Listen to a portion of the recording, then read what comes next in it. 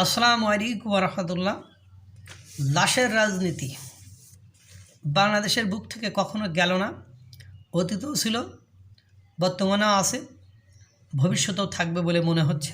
কেননা আপনারা দেখছেন যে জুলাই আগস্টের ঘটনায় আবু সাঈদের মৃত্যুটাকে কেন্দ্র করে তারা তাদের আন্দোলনটাকে অন্যদিকে মোড় দিয়েছিল। যদিও এখন অনেক রাজনৈতিক দলের নেতারা বলছে, সেদিন দেখলাম এক রাজনৈতিক দলের নেতা বলছে, আমরা চেষ্টা করেছি, আমরা যখন বুঝলাম যে সরকার দাবি মেনে নেবে, তখন আমরা যে এই দাবি মেনে নিলে আমাদের আন্দোলন বন্ধ হয়ে যাবে, এই জন্য আমরা 9 দফা দাবির কর্মসূচি দিয়েছিলাম। আমি বিভিন্ন সময় বিভিন্ন মহলকে পরামর্শ দিয়েছি, বিদেশে বসে উনি পরামর্শ দিয়েছিলেন, এখন অবশ্য দেশে আছেন।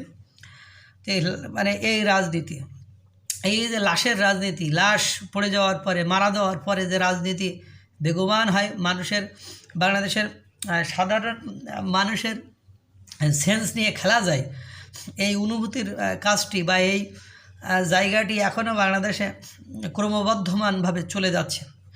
আপনারা জানেন ডক্টর মোহাম্মদ ইউনূস সরকারকে কাশেমের লাশের কফিন সামনে রেখে ঘোষণা দিচ্ছে, মানে বৈষম্য বিরোধী ছাত্রছাত্রীরা জানেন আপনি, মোজাম্মেল হকের বাড়ির ঘটনায় বৈষম্য বিরোধী ছাত্রদের একজন কাশেম, আবুল কাশেম নামে একজন ছেলে গতকালকে ঢাকা মেডিকেলে মারা গিয়েছে। তো ওর কফিন সামনে রেখে, প্রতীকী কফিন সামনে রেখে তারা ডক্টর মোহাম্মদ ইউনূস সরকারকে কাশেমের লাশের কফিন সামনে রেখে ঘোষণা দিচ্ছে, বৈষম্য বিরোধী ছাত্ররা যদি আওয়ামী লীগকে নিষিদ্ধ না করে, মানে এই সরকার যদি আওয়ামী লীগকে নিষিদ্ধ না করে, তাহলে আমরা অন্য সরকার খুঁজে নেব। অর্থাৎ ডক্টর মোহাম্মদ ইউনূস সরকারকে হটিয়ে তারা সেখানে অন্য একটা সরকার বেছে নেবে বা তাদেরকে সেখানে বসাবে।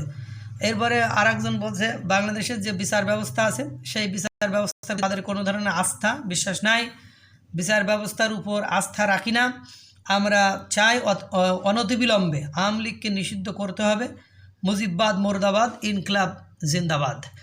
এখন কথা হলো, ওই যে জয় বাংলা জয় বঙ্গবন্ধু ছিল, সেখানে এখন দেখছি ইনকলাব জিন্দাবাদ আসছে, নারায়ে তাকবীর আসছে, মানে স্লোগান একটা আর একটার এগেনস্টে থাকবে, একটা স্লোগান নিষিদ্ধ হবে, পরবর্তীতে দেখা যায় আর একটা স্লোগানের ওখানে উদ্ভব হবে, একজনের মারা গেলে তার লাশটাকে নিয়ে টানাটানি করা হবে, তার লাশকে কেন্দ্র করে দেশের একটা রাজনৈতিক দলকে নিষিদ্ধ করতে হবে, তার জোরালো দাবি জানাতে হবে। যদি এই দাবি সরকার মেনে না নেয়, তাহলে ওই সরকারকে আর না রেখে ওই সরকারের পরিবর্তে অন্য আর একটা সরকারকে সেখানে এনে বসাতে হবে।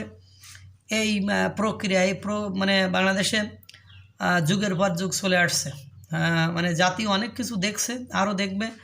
এখন সেখানে যে প্রকৃত ঘটনা কি ঘটেছিল মোজাম্মেল হকের বাড়িতে, সেটা কিন্তু আজও প্রকাশিত হয়নি, কারণ মোবাইল কল রেকর্ড চেক করলেই তো, মানে যেহেতু এখন তথ্য ও যোগাযোগ সব কিছু এই সরকারের নিয়ন্ত্রণে, এখন তারা যে অভিযোগগুলো দাঁড় করছে যে তারাই আমাদেরকে ফোন দিয়ে এখানে ডেকে নিয়ে এসেছে, যে ওখানে মানে মানে হামলা হচ্ছে, ভাঙচুর হচ্ছে বা ডাকাতি হচ্ছে, আমরা আসছিলাম ঠেকাইতে। আসলে ঠেকাইতে গেছিলো কি করতে গেছিলো, সেটা মোবাইলের কল রেকর্ডিংগুলো চেক করলেই তো পাওয়া যায়, কিন্তু সেটা দুর্ভাগ্য হলেও করছে না। যেমন কাফি, জনাব কাফি কালকে বললেন আমার বাসায় আগুন দিয়েছে, এটা মানে আওয়ামী লীগরাই দিয়েছে। তারপর বলছে এই যে আমাদের উপদেষ্টা নাহিদ আসিফের বাড়িতেও, নাহিদ আসিফের মন্ত্রণালয়েও আগুন দিয়েছিল, কিন্তু দুর্ভাগ্য হলো সত্য যে ও বলছে আগুন দিয়েছে, কাফি বলছে আগুন দিয়েছে, কিন্তু বাংলাদেশের যে রিপোর্ট, সেই রিপোর্টগুলোতে দেখা গিয়েছে, মানে প্রতিবেদন জমা দিয়েছিল যে কমিটি, সে কমিটি বলছে শর্ট সার্কিট থেকে আগুন লেগেছে। কিন্তু ঘটনা হল, এটা যদি আওয়ামী লীগালেরাই লাগাইতো, তাহলে ওই মানে বর্তমান সরকারের উপদেষ্টারা কি এভাবে ঠান্ডায় বসে থাকতো? ডার মে কুছ কালা হে। অর্থাৎ আমার যা মনে হচ্ছে, কাফি তার নিজের বাড়িতেই আগুন লাগিয়েছে এবং সিম্পেথি আলাপতি, কারণ এর দুদিন আগে সে বইমেলায় নোংরা করছে, অর্থাৎ বইমেলায় সে একটা মেয়ের হাত ধরে কসলাকসলি করছে, সেটা ভিডিও আমি দেখলাম যে কসলাকসলি করছে। সেই কসলাকসলিটা নিয়ে উনি খুব একটা মানে বিব্রতকর অবস্থায় পড়ে গিয়েছিলেন এবং ওনার রেপুটেশনও মানে তলানিতে চলে যাচ্ছিল।